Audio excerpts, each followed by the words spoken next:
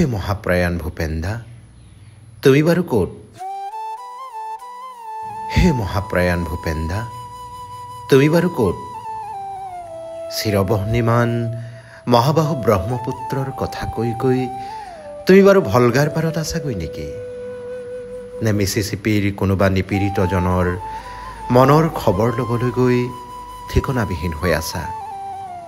ক'ত তুমি? তুমি ক'ত? অসমৰ আকাশে বতাহে জনতাৰ প্ৰাণে প্ৰাণে তোমাৰ গীতৰ কল্লোল। ৰিক্ত হৃদয়, ৰিক্ত অসম, ধুঁৱলি কুঁৱলী লুই তোৰ দুই পাৰ। সংস্কৃতিৰ পিতামহ জনতাৰ শিল্পী ভূপেন হাজৰিকা আজি চিৰনিদ্ৰাত শয্যাগত। অক্লান্ত তৰুণ যোদ্ধা দুৰন্ত অশ্ব আজি নিস্তেজ, নিমাত, নিতাল, নিস্তব্ধ। মৌন কিয়? কিয় ভূপেন্দা? বিশ্বৰ প্ৰান্তে প্ৰান্তে কোনে ক'ব তোমাৰ অবিহনে অসম মুলুকৰ কথা?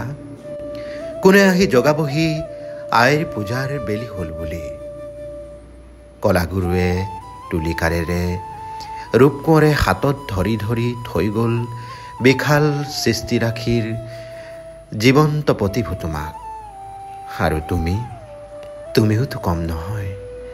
জনতাৰ হিয়াই হিয়াই বুঢ়াই গলা প্ৰেমৰ অমৃত গাথা। মহামানৱতাৰ কথাৰে বিশ্ববাসীক আপ্লুত কৰিলা।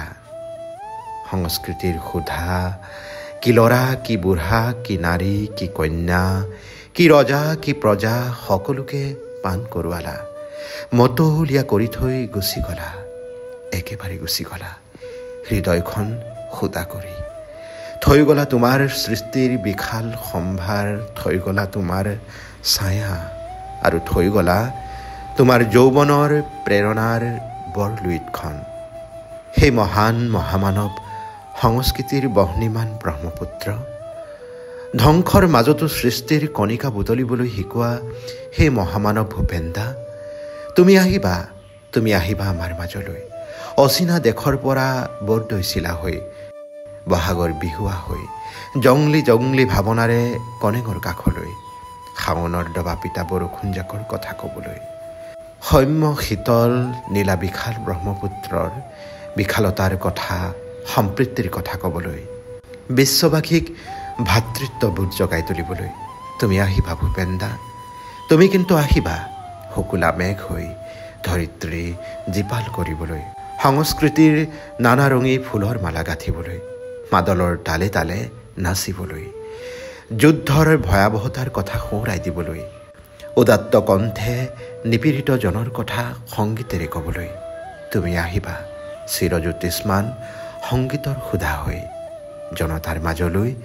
তুমি কিন্তু আহিবা ভূপেন্দা, তুমি আহিবা।